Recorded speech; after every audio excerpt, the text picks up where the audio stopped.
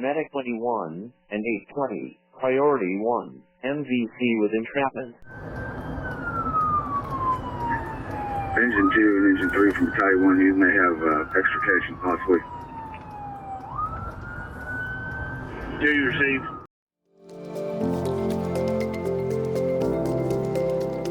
So in the case of life-threatening hemorrhage, whether that be from a traumatic accident, an obstetrical emergency, or even a GI bleed, sometimes blood will be the only thing that will help the patient and possibly save their life. It's important that blood's available in an expedited manner and that we have it efficiently, a mechanism to efficiently deliver that blood. When we're talking about serving a large area like we have here with over 900 square miles, it's important that we have the blood available, and so that's why we have this Tahoe concept with 3 Tahoes carrying blood throughout the county.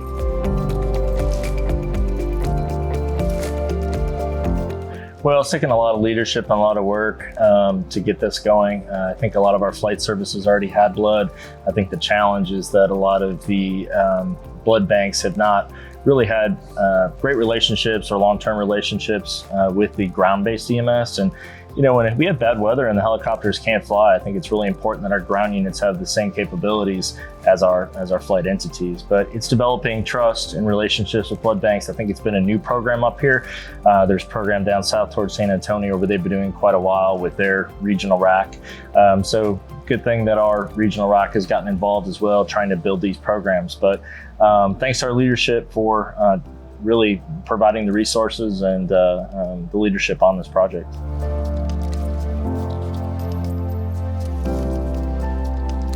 So the patients that we're administering blood to, any trauma patient with life-threatening blood loss, OB emergencies, pregnancy patients that also have life-threatening blood loss, and then medical patients such as like GI bleeds on blood thinners, typically can easily lose a life-threatening amount of blood internally.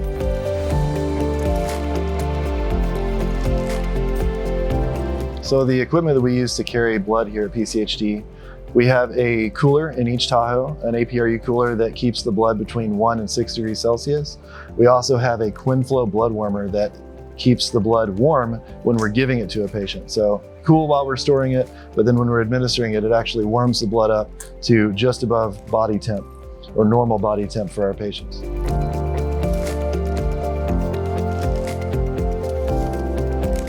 So we have several different alarm systems set up to let us know if the cooler has gone outside or is getting near going outside the desired range. So one would be the cooler itself. It has an audible alarm. If we're in the Tahoe or near the Tahoe, we would hear the audible alarm telling us, hey, it's getting close to 1 degree or it's getting close to 6 degrees. You need to do something about it. We also have a wireless temp stick monitor that tells us via a website and alerting system on our phones if the temperature is getting to that close to that 1 or 6 degrees. So it notifies all on-duty supervisors if that happens, and then we're able to rectify the problem.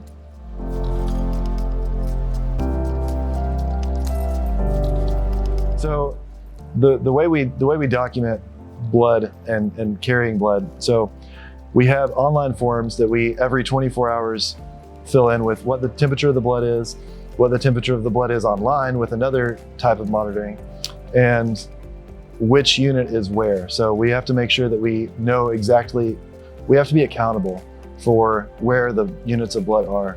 That way, if we do end up having some kind of a reaction to the blood, adverse reaction, we're immediately able to know this is the unit of blood it came from, and the doctors at the hospital are able to deal with the problem appropriately.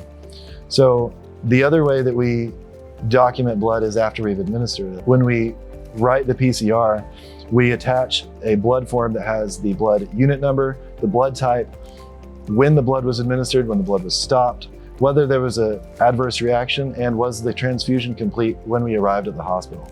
So we hand all of this paperwork off to the receiving hospital as well as the empty bag of blood or the ongoing unit of blood so that they're able to continue to monitor for adverse reactions and to know exactly what was given to the patient.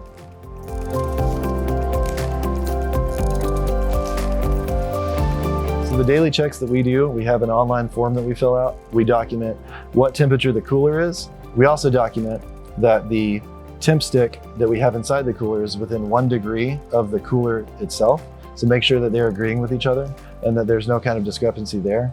We also make sure that the blood itself has no abnormalities, any kind of discoloration or anything like that, and that the blood is actually in date.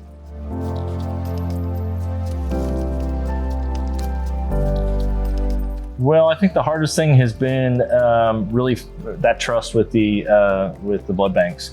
I think that obviously post-COVID, they were very worried about blood being wasted, not having enough blood. And what we're trying to explain is that if we give blood on scene and help save a life, that's blood that's not going to have to be used at the hospital. So I really think developing that relationship and really having them trust the fact that we're taking care of the blood, we're good stewards, and that developing an exchange process so we're not wasting blood. I think those are the biggest things that we have worked on and continue to work on with our leadership. The other major challenge with getting blood into EMS is the reimbursement issue. Medicare nor any other payers reimburse EMS agencies for blood, so all of the cost of the equipment, which is expensive, and the cost of the blood is totally borne by the EMS agency.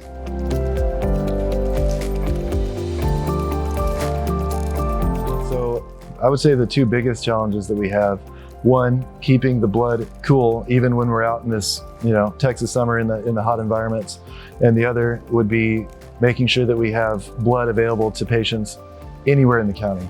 So we do the temperature monitoring and management by having a battery backup with these APRU coolers. So even when they're not plugged into the Tahoes, even when we're taking them in on a call, when we're in an ambulance, when we're at the hospital dropping off, they always stay within 1 to 6 degrees Celsius. So that has really made the temperature monitoring and management easier. The other aspect is we have Tahoes with coolers spread out across the county. So they're always close to the patients that need them.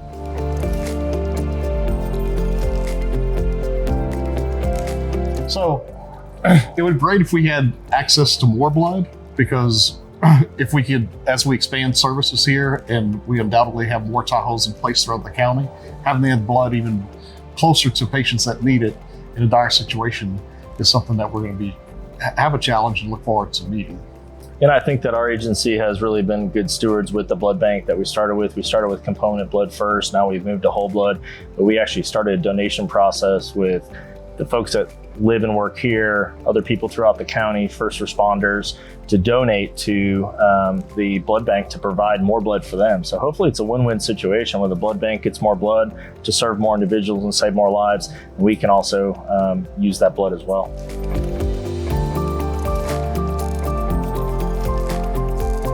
So we carry a unit on each supervisor vehicle, and as soon as we use a unit of blood, either the supervisor who used it or one of the other on-duty supervisors is able to order blood immediately and get that blood to us as quickly as possible.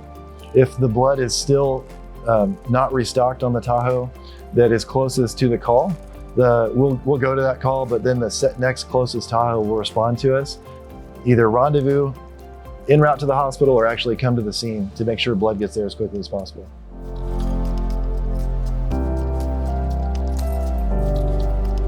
Well, I think one thing is how we can administer it to a large county with a large population. I think the Tahoe concept, squad concept, really allows us to do this. If we didn't have the squad concept where we could put it on 3 different Tahoes and really serve the entire county, if we had to put it on 13 or 15 trucks, it would probably be cost prohibitive, not only for us, but for anybody that would try to start this program.